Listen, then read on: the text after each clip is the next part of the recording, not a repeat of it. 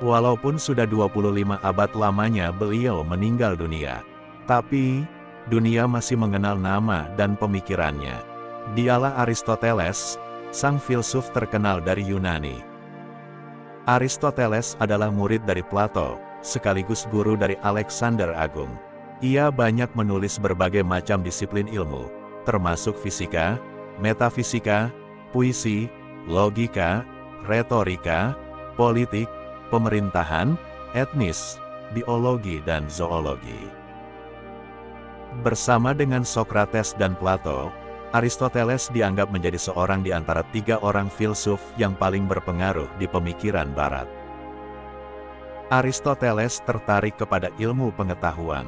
Dia ingin menggunakan metode logika Plato untuk mengetahui bagaimana dunia berjalan. Oleh karena itu, Aristoteles dianggap sebagai bapak metode ilmiah. Aristoteles secara khusus tertarik pada ilmu pengetahuan biologi, khususnya klasifikasi tumbuhan dan hewan. Aristoteles lahir di Stagira, kota di wilayah Kalsidis, Yunani, dahulunya termasuk wilayah Makedonia Tengah, tahun 384 sebelum Masehi. Dia bukan berasal dari keluarga yang kaya, ayahnya hanyalah seorang tabib pribadi Raja Amintas dari Makedonia. Pada usia 17 tahun, Aristoteles menjadi murid Plato. Aristoteles belajar di Akademi Plato, akademi yang didirikan oleh Plato pada tahun 387 sebelum Masehi di Athena. Plato sendiri saat itu sudah sangat tua. Ketika Plato meninggal, Aristoteles meninggalkan akademi tersebut. Dia merasa kesal akibat tak terpilih menjadi salah satu pemimpin di akademi. Padahal, ia telah mengabdi selama 20 tahun menjadi guru di sana. Beberapa waktu setelahnya, Aristoteles meninggalkan Athena dan pergi ke Makedonia dan menjadi guru bagi pangeran muda Alexander, yang kelak akan menjadi Raja Alexander Agung. Alexander tidak terlalu tertarik pada pembelajaran Aristoteles. Namun, mereka berhubungan baik. Ketika Alexander menjelajahi Asia Barat, dia dan para armadanya mengambil tumbuh-tumbuhan eksotis untuk dipelajari oleh Aristoteles. Setelah Alexander tumbuh dewasa dan menjadi raja, Aristoteles kembali ke Athena dan membuka akademinya sendiri di sana, yang disebut Lyceum, yang menjadi saingan Akademi Plato. Ketika Alexander meninggal pada tahun 323 sebelum Masehi, terjadi pemberontakan terhadap Kekaisaran Makedonia di Athena. Orang Athena menuduh Aristoteles memihak kepada Makedonia, karena ia adalah sahabat Alexander, dan seperti halnya Plato, ia bukan seorang demokrat. Dia dengan cepat meninggalkan Athena, dan menghabiskan sisa hidupnya di Kalsidis. Aristoteles meninggal pada tahun 322 sebelum Masehi. Pemikiran dan pandangan Aristoteles. Pemikiran Aristoteles berkembang dalam 3 tahapan. Pertama, ketika ia masih belajar di Akademi Plato, ketika gagasannya masih dekat dengan gurunya tersebut. Kemudian ketika ia memimpin Akademi Lyceum, dan yang terakhir pada waktu ia mengungsi ke daerah Yunani Utara, di tempat kelahirannya. Selama memimpin Lyceum, ia menerbitkan 6 karya tulis yang membahas masalah logika, yang dianggap sebagai karya-karyanya yang paling penting.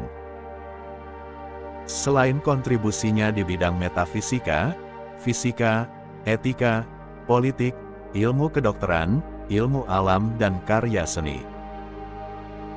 Memang ciri khas kebudayaan Yunani, yang selalu ingin mengubah ketidakteraturan menjadi keberaturan, menerapkan keberaturan buatan manusia ke dalam dunia alami yang kacau.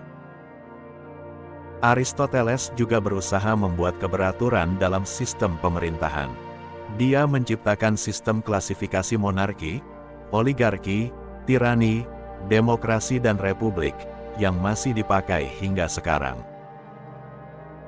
Di bidang ilmu pengetahuan alam, Aristoteles merupakan orang pertama yang mengelompokkan dan mengklasifikasikan spesies-spesies biologi secara sistematis.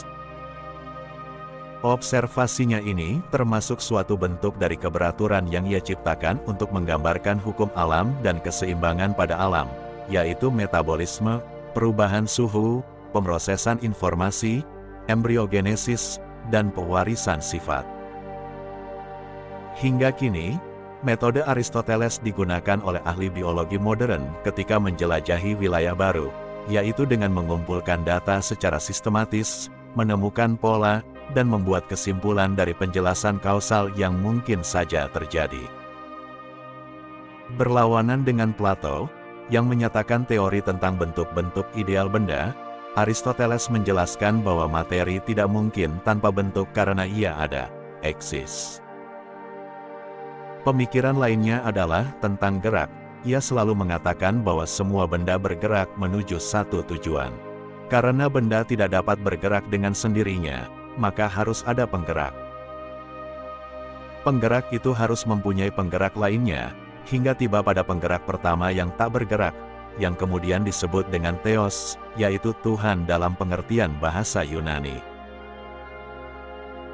Sekian pembahasan kali ini, semoga bermanfaat. Kalau ada kata yang salah ucap dalam video ini, admin mohon maaf yang sebesar-besarnya. Admin hanya manusia biasa yang tak luput dari kesalahan. Terima kasih. Sampai jumpa di pembahasan berikutnya.